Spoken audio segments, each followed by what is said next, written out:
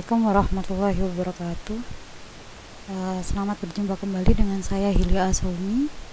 Hari ini kita akan membahas materi tentang hereditas dan lingkungan terhadap pertumbuhan. Baik, untuk pembahasan yang pertama kita akan membahas tentang definisi apa itu hereditas dan apa itu lingkungan. Oke, berdasarkan pendapatnya William Stern ini adalah tokoh aliran konvergensi. Dia berpendapat bahwa perkembangan individu itu ditentukan oleh faktor yang dibawa sejak lahir dan faktor yang individu itu mengalaminya setelah lahir, atau biasa disebut dengan faktor lingkungan dan pengalaman, serta juga faktor pendidikan.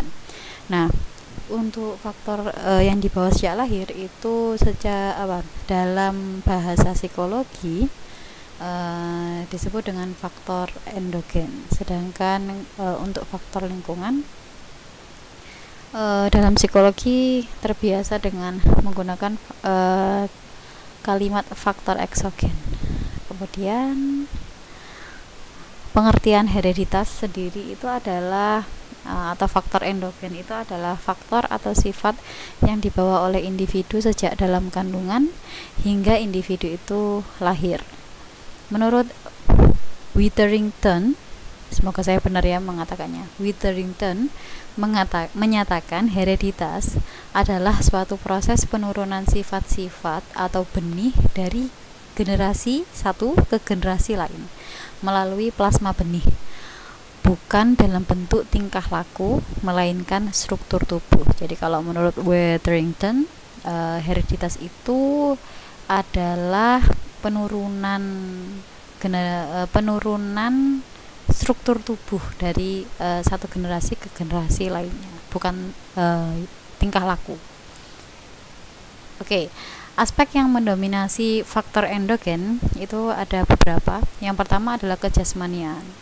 Misalnya adalah warna kulit, bentuk rambut, warna mata, dan perawakan. Jadi saat ibunya tinggi, biasanya anaknya juga tinggi. Saat ayahnya berkulit sawo matang, anaknya juga berkulit yang sama. Saat ibunya keriting, ayahnya juga keriting, begitu. Kemudian bakat. Jadi aspek yang mendominasi faktor endogen selanjutnya adalah bakat.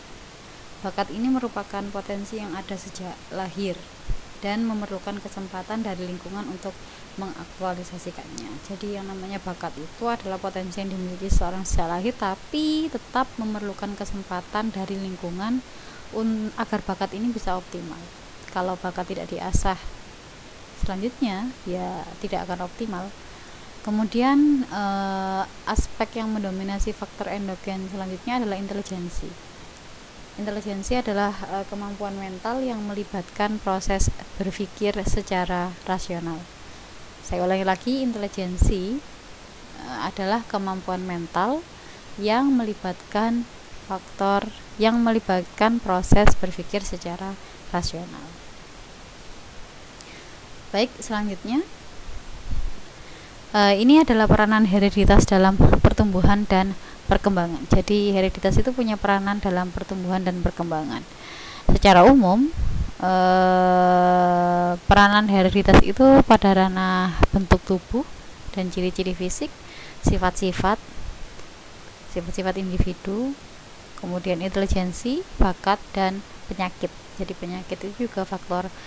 Ada beberapa penyakit yang faktor keturunan, misalnya diabetes mellitus, asma, albino, buta warna, Down syndrome, hemofilia, dan penyakit Huntington.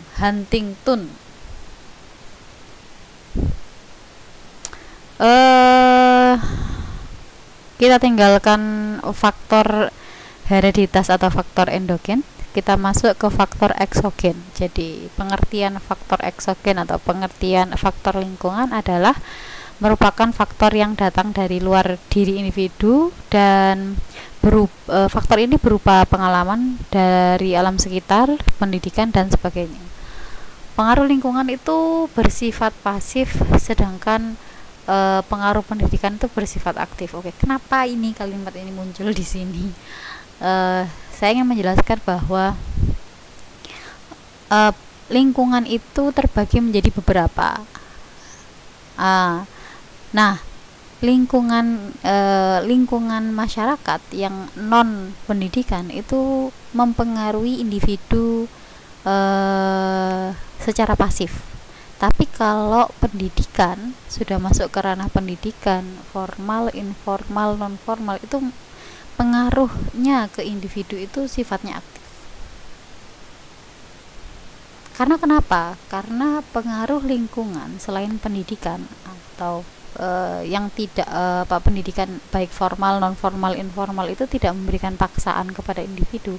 Jadi mau suka mau tidak suka itu nggak dipaksa individu. Tapi kalau pengaruh pendidikan itu ada aspek memaksa, karena di dalam pendidikan itu ada aturan-aturan atau sistem-sistem serta memiliki tujuan pendidikan. Jadi pendidikan itu dijalankan secara sistematis untuk mengembangkan potensi individu, sesuai cita-cita dan tujuan pendidikan begitu. Sehingga faktor lingkungan non pendidikan itu bersifat pasif, sedangkan faktor pendidikan itu sendiri bersifat aktif terhadap individu.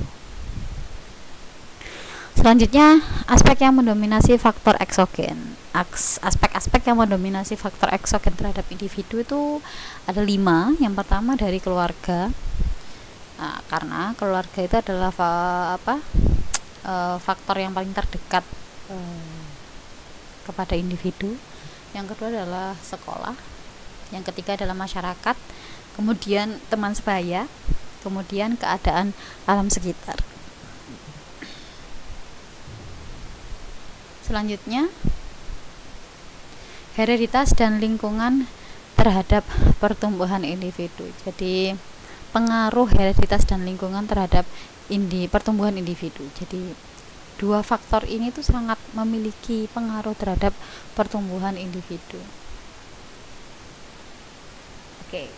Nah, yang melandasi pernyataan tersebut itu ada 2 penemuan dari 2 tokoh psikologi di tahun yang berbeda. Penemuan yang pertama itu dari Abbot Gregor Mendel yang melahirkan hukum Mendel pada tahun 1867. Dia menyatakan bahwa sifat-sifat warisan atau turunan itu dihasilkan oleh apa yang disebut Mendel element atau faktor yang diteruskan dengan tidak berubah dari generasi satu ke generasi berikutnya. Kemudian dia menyatakan lagi dalam masing-masing individu, dalam diri masing-masing individu, elemen-elemen atau faktor-faktor itu berbentuk pasangan-pasangan, di mana dalam satu pasangan 2 elemennya mempunyai pengaruh yang berbeda. Salah satu elemen mendominasi elemen lain sehingga dapat dikatakan bahwa elemen yang satu adalah dominan dan elemen yang lain adalah resesif. Jadi individu itu memiliki elemen-elemen atau faktor-faktor yang berbentuk pasangan-pasangan di dalam dirinya. Nah, salah satu faktor yang ada di dalam diri itu dominan, mendominasi, dan elemen yang lain itu resesif.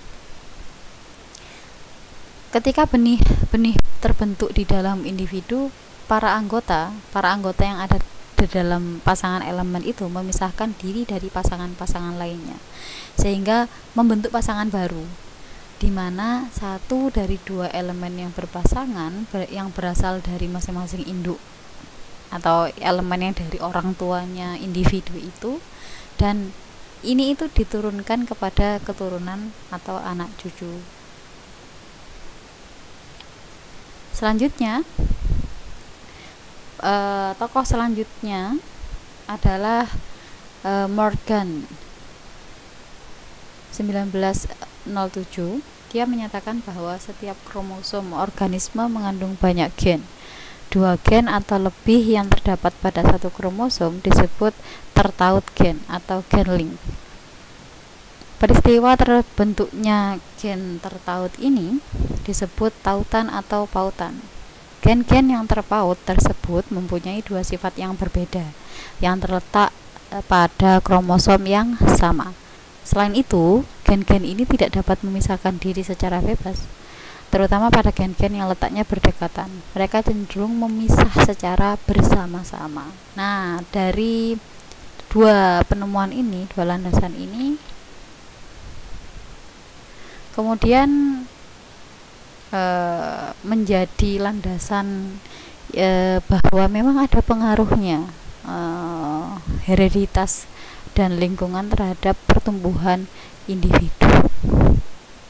Kemudian prosesnya, bagaimana proses hereditas dalam pertumbuhan individu? Nah, ini ada beberapa hal yang dapat disimpulkan dari proses hereditas. Yang pertama adalah sifat-sifat pribadi manusia pada umumnya itu tergantung pada pengaruh kombinasi-kombinasi gen. Jadi sifat pribadi manusia itu secara umum itu sangat bergantung pada atau dipengaruhi oleh gen. Kemudian yang kedua,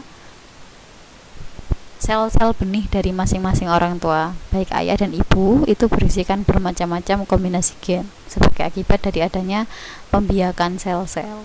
Nah, yang ketiga, sel-sel dari ayah dan dari ibu itu bertemu dan berinteraksi menghasilkan organisme yang baru yang membentuk berbagai macam-macam kombinasi gen pada anak keturunannya. Gitu. Jadi ini prosesnya. Kemudian ini kan tadi kita membahas tentang pengaruh hereditas terhadap pertumbuhan. Sekarang kita beralih membahas pengaruh lingkungan terhadap pertumbuhan. Oke, pengaruh lingkungan terhadap pertumbuhan itu sangat besar, artinya bagi setiap pertumbuhan fisik. Jadi, sejak individu berada dalam konsepsi, lingkungan telah ikut memberi andil bagi proses pertumbuhan atau perkembangan, pembuahan atau pertumbuhan. Suhu, makanan, keadaan gizi, vitamin, mineral, kesehatan jasmani, aktivitas dan sebagainya itu sangat berpengaruh terhadap pertumbuhan. Baik, saya akhiri pertemuan kali ini. Semoga materi hari ini bisa membawa manfaat dan kemaslahatan bagi kita semua. Saya akhiri. Wassalamualaikum warahmatullahi wabarakatuh.